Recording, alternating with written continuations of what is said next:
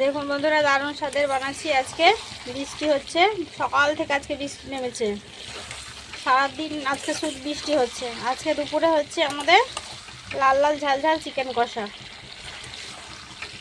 দেখেন লাল লাল ঝাল ঝাল চিকেন কষা, দেখেন কি সুন্দর লাল লাল ঝাল ঝাল, একেবারে না, কি সুন্দর।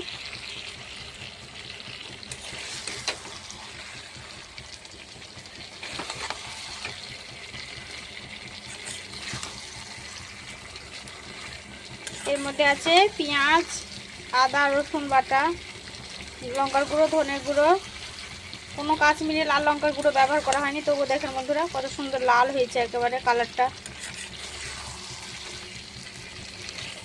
দেখেন,